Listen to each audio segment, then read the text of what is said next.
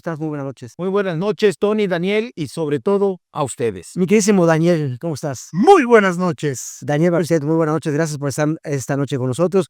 Pues un tema importante que quiero platicar con ustedes es esto que creo que causó mucha polémica, incluso dolor, me atrevo a pensar, entre la población yucateca, la muerte del Pelón, un niño, me parece, de 6 años que murió en Canacín por desnutrición, por falta de alimentación, por descuido de sus papás. Pero esto ocurre también en el marco de un importante proyecto que lanzó el gobierno de Estado, Aliados por la Vida, que se supone que lo que busca es darle esta protección a las personas. ¿Quieres comenzar, Alejandro?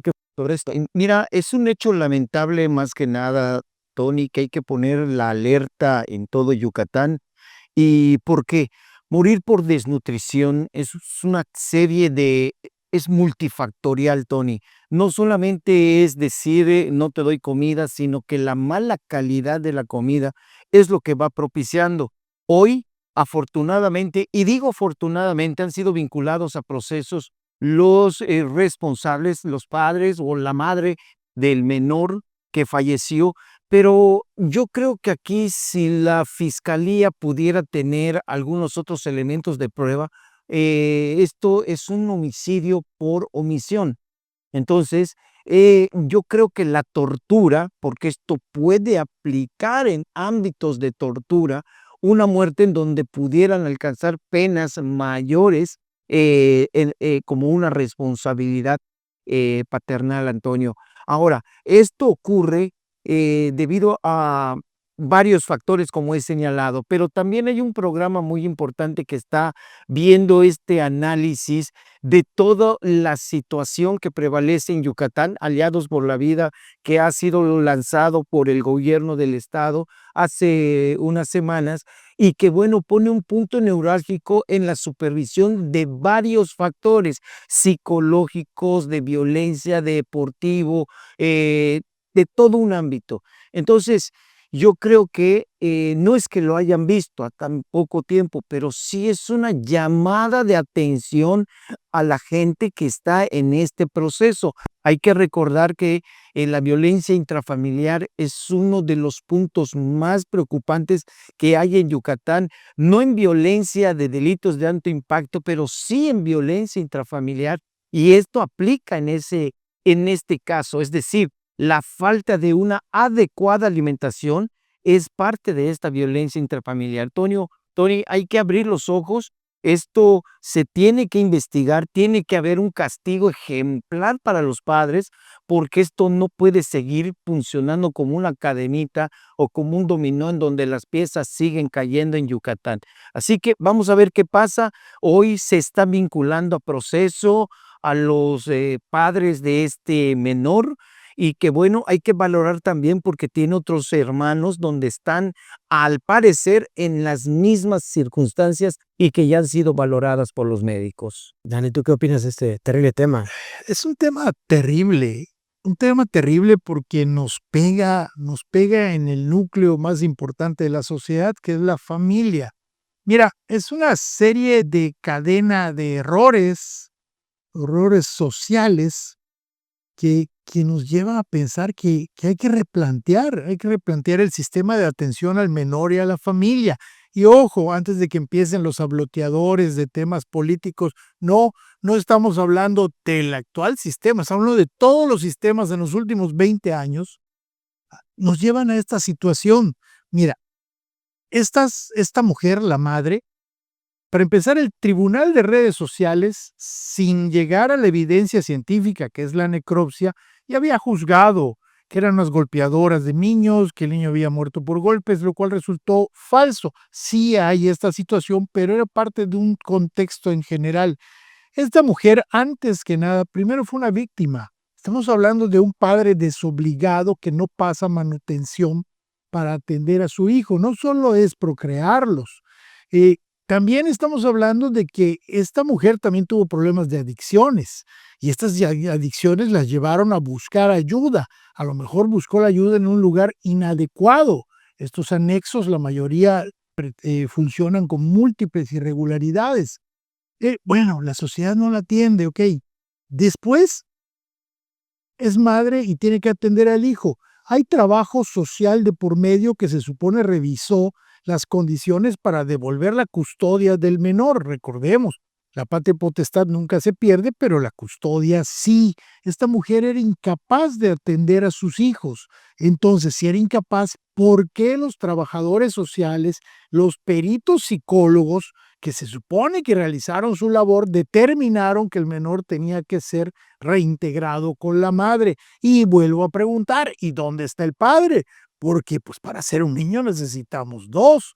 Entonces, aquí vemos ya hay un vacío tremendo y estamos hablando de miles y miles de tarjetitas que a lo mejor fueron recursos de Pronasol en su momento, de Sedesol y ahora del bienestar, millones de pesos circulando alrededor de familias que no se están atendiendo. No es solo dar el dinero, hay que ver en qué se va a gastar, que se cumpla el objetivo. Estamos hablando de que por lo menos hay otros 600 menores en alto riesgo en Yucatán, los menores en situación de calle. No hay ni siquiera las cifras oficiales porque no las han actualizado dentro de esta opacidad donde se considera que no es necesario invertir para tener este tipo de información. Nos dicen, por ejemplo, que la pobreza en Yucatán disminuyó más de 9 puntos en los últimos 5 años. Sí, pero no te dicen que la pobreza extrema sí, no disminuyó, incrementó. Y entonces, cuántos peloncitos hay en Yucatán? Eh, sí, el término legal es murió de desnutrición. Yo sí me atrevo a decir que murió de hambre o en condiciones similares a las de Biafra, a las de Etiopía. No, no, no es África subsahariana, es Yucatán. Y antes decíamos, Tatsiú, Chemash, Mayapán, los lugares de máxima pobreza en Yucatán, pues resulta que no, es Cielo Alto, Canacín, municipio conurbado a Mérida. Eh, ¿A dónde hemos llegado que no somos capaces de revisar esta información? Sí, yo creo que aquí lo relevante y bien señalas, esta desnutrición, Daniel, ¿quién muere de desnutrición? Tiene que ser un factor muy lento para poder hacerlo, salvo que tengas alguna comorbilidad, algunos problemas de, no sé, que el niño presente algunas otras, no sé, eh, ¿cómo se dice? Enfermedades que puedan contribuir a que patologías que pueda contribuir a que la falta de una nutrición adecuada, pues le fue conllevando a la muerte. Ahora, ¿cómo mueres de desnutrición infantil? Y no es lo mismo que morir de hambre. No es lo mismo. Morir de hambre viene un colapso porque no tienes que comer y ya se te van cerrando pues todos los intestinos y todas las vías digestivas y entra en un colapso. No soy médico, pero eso es morir de hambre. Y morir de desnutrición es que lo que come es malnutrido. O sea, no es lo mismo que hay, por ejemplo, obesidad, que esa obesidad también entra en una malnutrición. Y en esa malnutrición el niño se vuelve obeso o el niño en este caso se vuelve con algunos problemas que denotan o que culminan con la muerte. El médico forense, la propia Fiscalía General del Estado ya determinó la causa de la muerte, desnutrición. Aquí ya no hay homicidio solamente culposo, sino que pueden, ojalá que lo puedan implementar como un homicidio doloso donde haya premeditación, alevosía o todas estas agravantes, o que también pueda estar generado en el ámbito de tortura, porque no comer bien en la responsabilidad de un padre pudiera también caer en ese delito y más pena corporal. Claro. Bueno, es que, te insisto, aquí si buscamos culpables, somos todos. Es usted que sabía del caso porque vive al lado y no lo denunció. Es usted que pudo haber ayudado con alguna despensa, con alguno de estos programas de atención social. Somos nosotros que a lo mejor tendríamos que estar comunicando este tipo de situaciones antes de que ocurran las tragedias. Entonces yo creo que es larga, larga la cadena y hay mucha irresponsabilidad de funcionarios públicos que buscan más los votos, buscan más entregar los recursos donde les va a repercutir en el voto que buscar esta atención. ¿Sí? Insisto, ¿cuántos peloncitos más hay en Yucatán. Yo recuerdo en los años 90, Gilberto Balán Pereira, destacadísimo investigador social de Yucatán, ya avisaba de este tema de disminución de talla por mala alimentación en Yucatán. Y entonces estamos hablando de condiciones muy parecidas a las que vemos en los periódicos de, ay, eso ocurre en África, ay, eso ocurre en esos sitios donde hay guerra. No, esto está ocurriendo al lado de tu casa, eso está ocurriendo enfrente, eso está ocurriendo ante nuestros ojos. ¿Qué estamos haciendo? Yo creo que hay que hacer algo urgente. Urgente, estoy de acuerdo contigo. Bueno, vamos a hacer una pausa comercial, regresamos para seguir platicando de otros temas. Vamos a hablar sobre temas de seguridad en la capital yucateca porque se ha anunciado un botón de alerta para el primer cuadro de Mérida. Volvemos.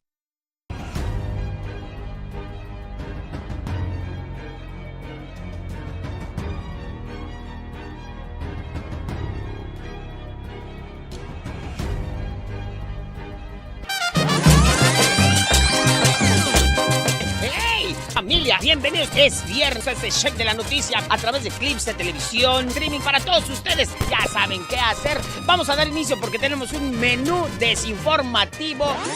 Y les voy a mostrar aquí cómo es un estadio. ¿Qué es esta madre? ¿Qué estamos haciendo acá?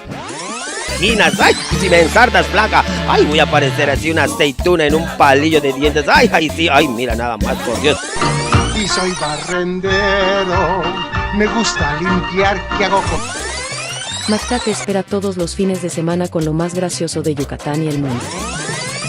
No te lo pierdas, todos los viernes a través de la señal de Grupo Eclipse.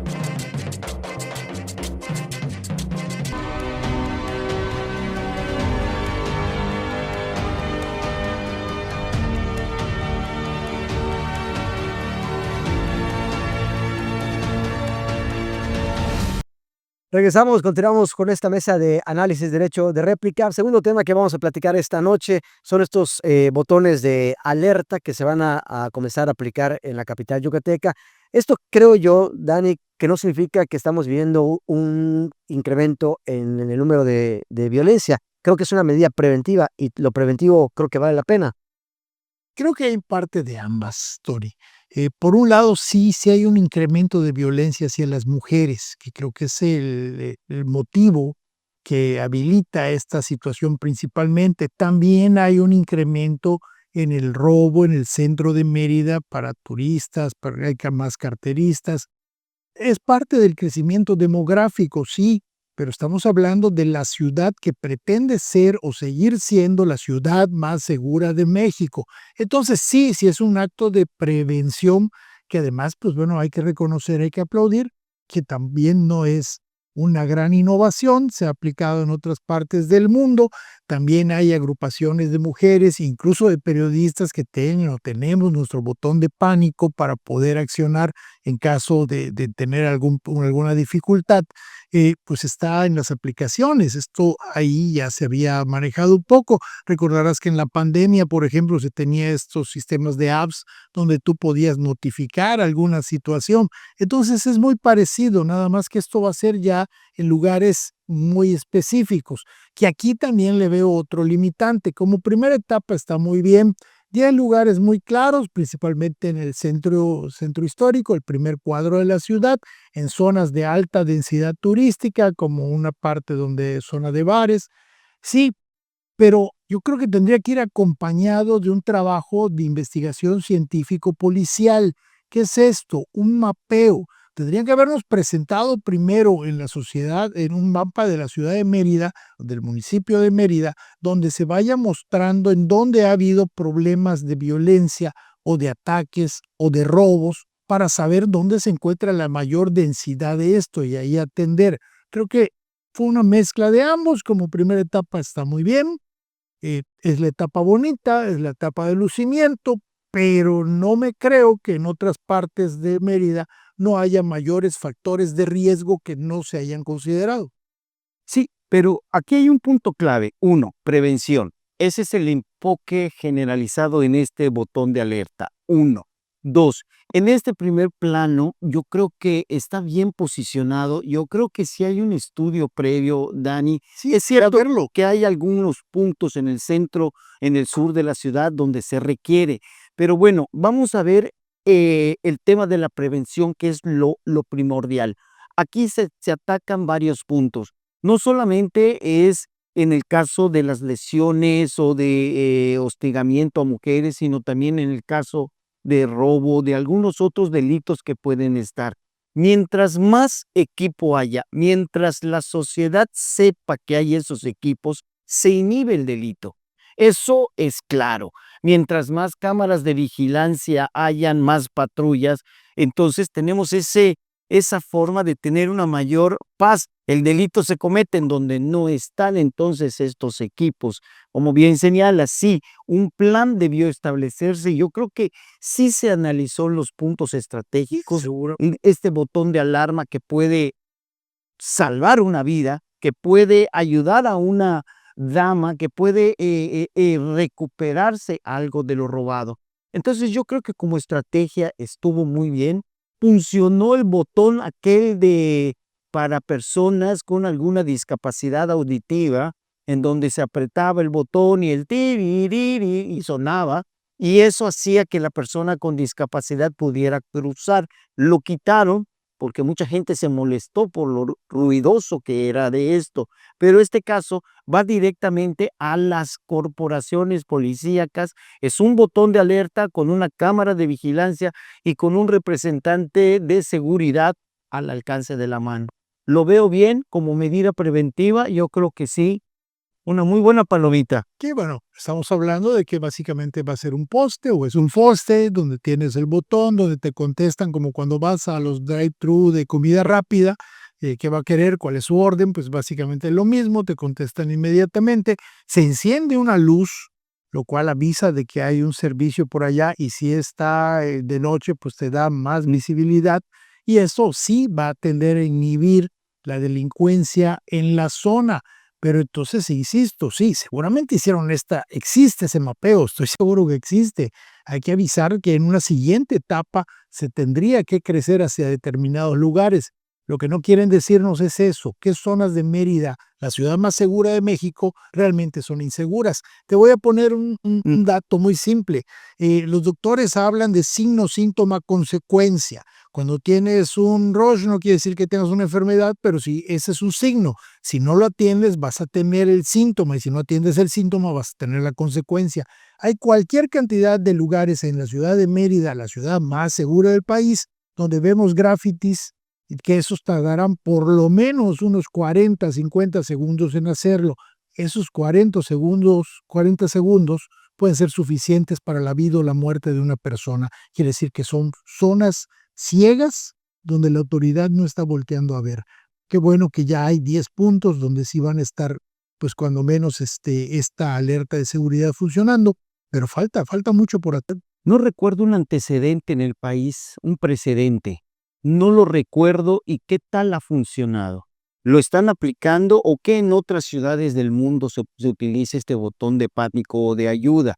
Sí, hay cosillas europeas. Sí, entonces, esto es un ensayo y error. ¿Pero es un ensayo y error o es un ensayo que puede ser positivo, Tony, Dani, que puede salvar? Entonces, como medida preventiva, no podemos criticar. ¿Por qué? Porque es prevención. Entonces, al decir esta medida preventiva, pues estamos exactamente haciendo eso. No podemos tapar el pozo cuando el niño ya se cayó, sino aquí lo estamos tapando antes de que se caiga. Es solo preventivo, solamente. Es un muy buen inicio. Perfecto. Bueno, pues hacemos de nueva cuenta una pausa comercial. Regresamos para platicar de la fiesta del Rey Momo, la fiesta de la carne, el carnaval. Volvemos.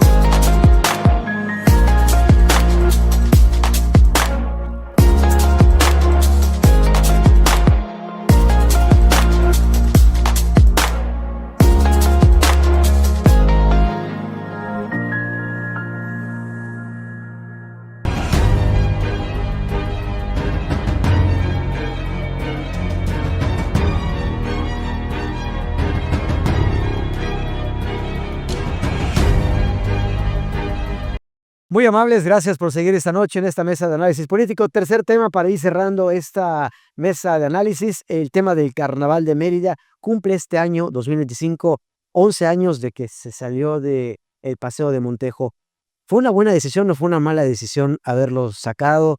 ¿Existe la posibilidad de que pueda regresar al Paseo de Montejo? ¿Sería algo bueno traerlo de regreso? Cuando se cambió, yo recuerdo que hubo una polémica, incluso tuvo algunas consecuencias electorales. Nadie quería que se fuera, o más bien la mayoría de las personas no quería que se fuera. A lo largo del tiempo, pues Ciudad Carnaval, como le denominaron en Ixmaquil, pues fue tomando un auge, no el mismo que se tomaba en Paseo Montejo. Siempre hablábamos de esa unión de gente que vivía en los 4 puntos cardinales, el punto de encuentro en un centro neurálgico que es la famosa avenida Paseo Montejo de nosotros, nuestros de aquí, de Yucatán, de Mérida, y que bueno, pues al cambiarse a Ciudad Carnaval, pues sí generó esta polémica. Pero vamos a remontarnos esos 11 años al día de hoy, Tony, Daniel.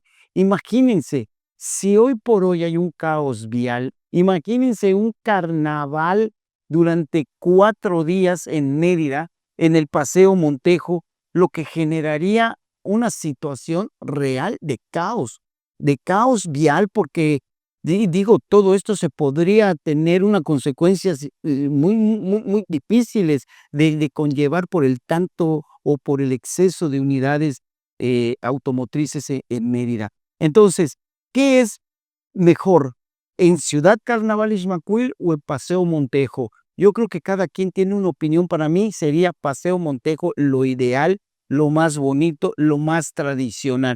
Pero eso sí es una decisión de ustedes. Sí generó una polémica, sí ha creado controversias y sí también ha sido puesto a la mesa esta posibilidad de retornar. Cecilia Patrón, candidata al Ayuntamiento de Mérida, lo planteó en alguna ocasión. Rommel Pacheco como candidato también lo planteó en algún momento, pero bueno, ya ahora como autoridad vamos a ver si está en la mesa de análisis esta posibilidad de retornarlo a Paseo Montejo. Es que es una buena bandera política, ¿no? Sí, bueno, en aquellos años recuerdo que fue muy crítico. ¿Quién lo sacó? Fue Renán Barrera. Sí, Renan. Y yo me acuerdo que escribí algo relacionado que era un capricho de Renán queriéndole hacer favores a un grupo empresarial muy fuerte que se sentía afectada sus inversiones con esta presencia. Algunos balbuceos decían que se mataban no sé cuántas toneladas de plantas y bueno, al final era negocio porque después los volvían a sembrar. Que si la renta era otro negocio, sí, bueno, todo esto iba ahí. La realidad es que Paseo de Montejo, el original Paseo de Montejo, el original paseo de Machicocón, como fue planeado, pues es el corazón de la ciudad de Mérida. Es algo muy parecido al Paseo de la Reforma en la Ciudad de México. Entonces, es la gran avenida, la avenida principal, la del paseo. Históricamente siempre ha habido en Mérida un paseo de las bonitas. Antes estaba en el centro, en la zona de Correos, y luego se trasladó para allá. Las casas del siglo XIX, el esplendor enequenero y las inversiones así lo demuestran. Por eso es la esencia del Paseo de Montejo. Durante años, durante décadas, ahí fue el carnaval. Y entonces quitarlo de allá, a la mayoría, cuando se hicieron encuestas en aquellas épocas, empezaba la metodología, se vio que la gente lo resentía, le estabas quitando algo que consideraba muy suyo. Y mandarlo a Ixmaquil, que además, por aquellos años Ixmaquil todavía parecía más lejano, más al monte, se bautizó incluso como el Carnaval del Monte, pues era como un atentado a esta tradición. La realidad es que hoy, en noviembre, Ixmaquil está hasta reventar y es la misma gente de Mérida la que acude, quizá porque hay otros servicios, hay otras acciones. Hoy resulta más práctico incluso irte a Progreso, que está más lejos que Ixmaquil, pero tiene más capacidad de servicios que la que te está ofreciendo, o al menos hasta ahora, Ixmaquil para estas carnes tolendas.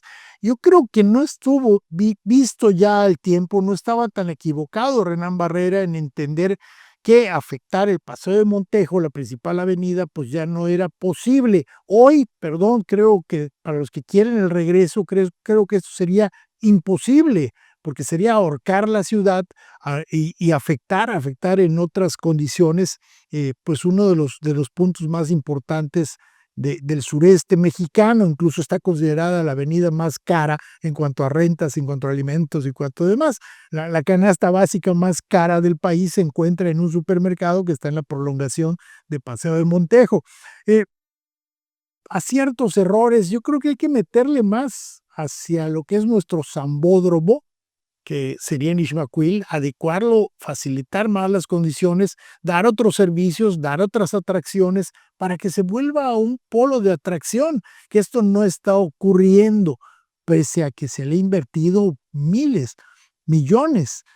Al final es la vieja premisa romana, ¿no? Pan y circo para la gente. Si das buen pan y das buen circo, la gente va a ir, si no, no va a ir.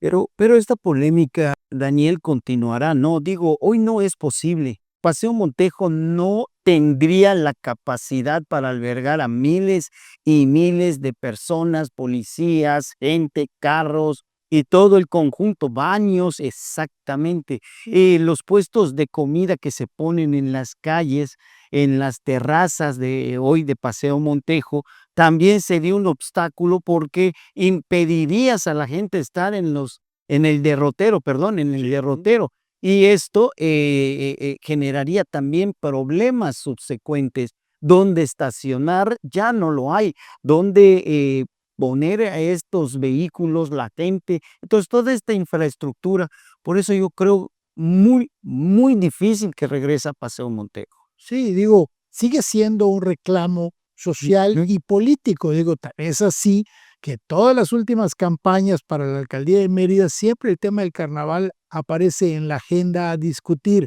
y el ofrecimiento más adecuado de un político hoy es: sí, estamos analizando la posibilidad de regresarlo.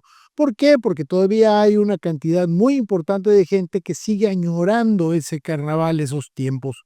Habrá gente hoy que ya nos está viendo y que a lo mejor en su vida fue al carnaval en Paseo de Montejo y solo recuerda, pues, la idea de Ixmaquil, o la idea de Progreso, la idea de Canacín, la idea de UMAM. Los tiempos cambian, hay que irse adaptando. Mérida también ha crecido. Muy, muy difícilmente que se hiciera esta situación en Paseo de Montejo. Paseo de Montejo apunta más a tener unas pasarelas, más al tipo de las semanas de la moda europeas o demás, que tener un carnaval en estos momentos. Perfecto. Y si cerramos esta noche, comentario final, Alejandro. Yo creo que me quedo con el primer tema, una llamada de atención en el caso de este pequeño que muere por desnutrición infantil. Yo creo que un castigo ejemplar a los padres sería un punto prioritario en esta justicia para un menor que conmocionó al estado de Yucatán. Otro tema a nivel nacional que saca de manera negativa a nuestro estado. Así que es un punto muy importante en el esclarecimiento total y en que se llegue a un ámbito de justicia, pero que sea que la gente tenga ese agrado. Daniel, comentario final. Insisto, hay que replantear los temas de atención a la familia y sobre todo atención al menor en las condiciones actuales. ¿Cuántos peloncitos más hay en Yucatán que necesitan, que están a gritos pidiendo ayuda, y esos gritos nosotros somos sordos o no tenemos esa capacidad de entenderlos para poder actuar en consecuencia? Hay que reflexionar. Creo que la culpa es de muchos, de todos. Gracias, Daniel Barquet. Gracias, Alejandro Sánchez, por estar esa noche aquí con nosotros. Sobre todo usted por habernos acompañado. Gracias, muy buenas noches. La próxima semana la cita, por supuesto, a las 20 horas. Gracias.